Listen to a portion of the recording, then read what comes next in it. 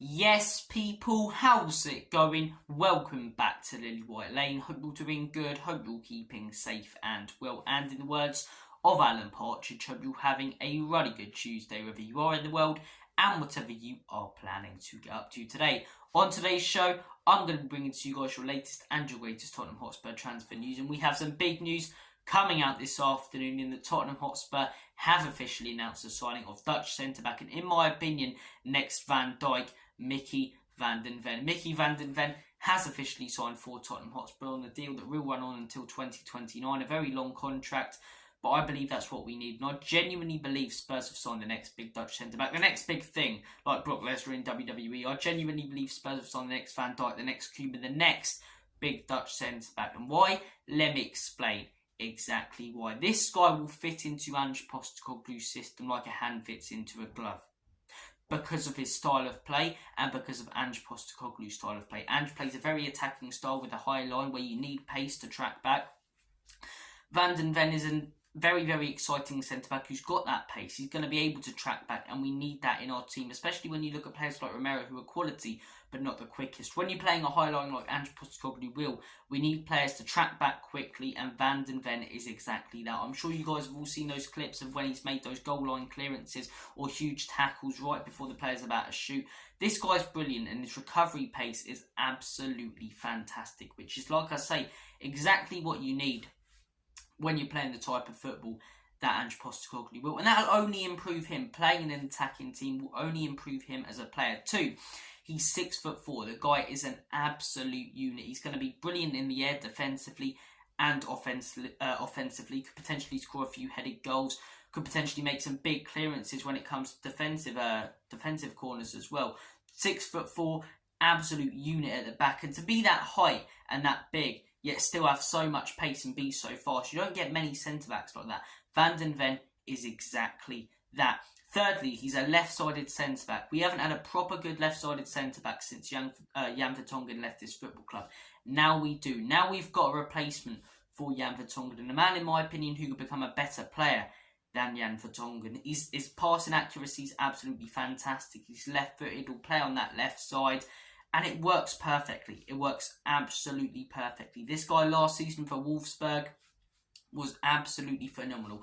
The German league gets a lot of stick because it's won by the same team every year, but the quality is much better than a lot of other leagues. I'd say the quality in the German league is better than the Italian league, and it goes to show when clubs like Bayern Munich, tend to absolutely destroy teams from other countries. And look, it's a very good league. Despite Bayern Munich winning it every season, it's a very good league. Van den Ven played in that league and bossed it as a centre-back. Absolutely bossed it. His defensive work was fantastic. All of his statistics, from passing accuracy to defensive clearances to blocks, were brilliant.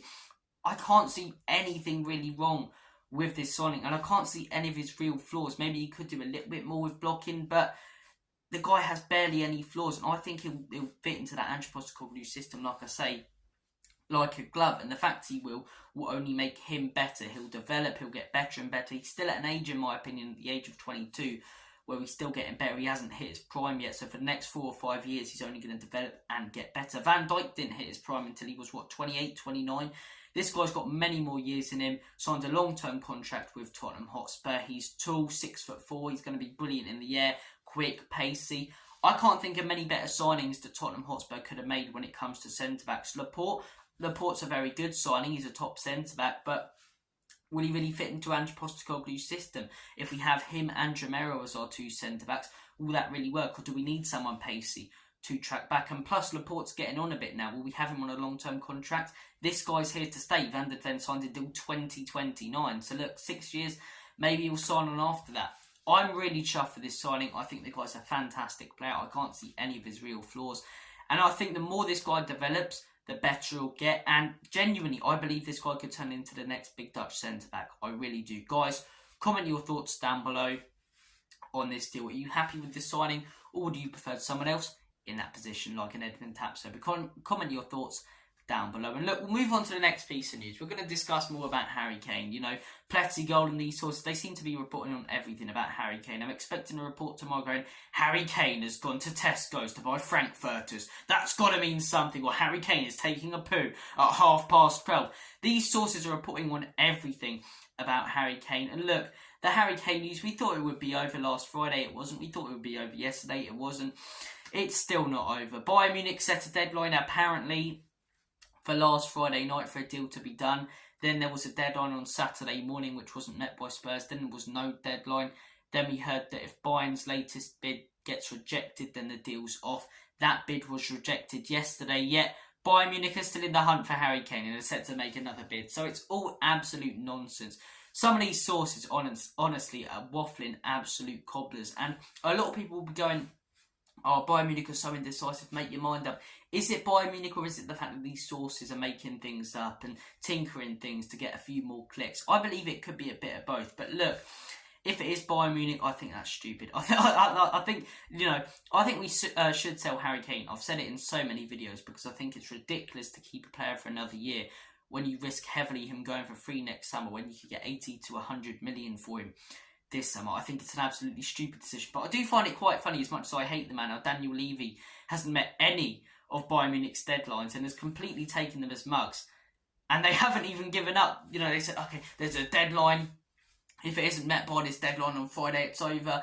And then they put in another bid, and then that bid was rejected. And we heard if that bid was rejected, it'd be over, yet they're still coming in for Harry Kane. But look, if another bid comes in, you guys know my thoughts and opinions. I state it in every video where I speak about Harry Kane. I think you should accept it. Like I say, I think it's ridiculous to keep a player for one more year. Yes, people will be celebrating, but we'll be looking back on it with regret next summer when Harry Kane walks out our club, one of our greatest ever players, on a free, when we could have got 90 million for him this summer. So look, you guys know my thoughts and opinions on it, but it doesn't look like it's over yet. It's not over yet. I reckon we'll get actual closure on it this weekend. By the time Bayern Munich have played their first game, and by the time Tottenham have played Brentford, if Harry Kane's still at Spurs there and nothing's really developed, he's going to be a Spurs player, in my opinion, for the rest of the season, which I'll be happy about during the season, but in all honesty, I think is a stupid move from Tottenham Hotspur Football Club. Like I say, I'm not going to go on too much about that because I've made plenty of rant videos about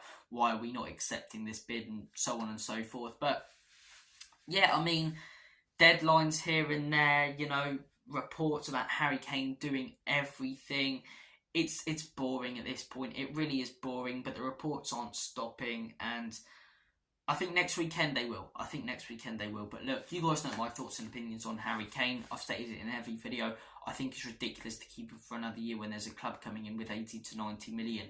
And if you don't sell him, there's a very good chance he'll go for free next summer. But those are my thoughts and opinions. If Harry Kane signs a new contract, it's party time. That's all I want him to do. That's all every Spurs fan wants him to do. But if he doesn't, it's stupid, in my opinion, to keep him. But hopefully we get some sort of closure to this story, because it's boring to talk about. It's at the back of everyone's head.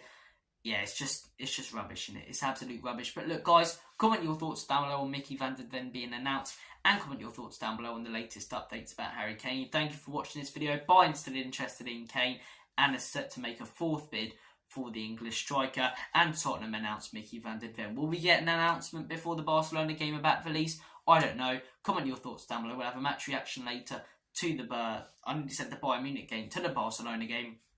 Thank you for watching this video, ladies and gents. Take care, all the best, God bless. And as always, come on you Spurs, in Big Andrew trust, Enoch and Levy.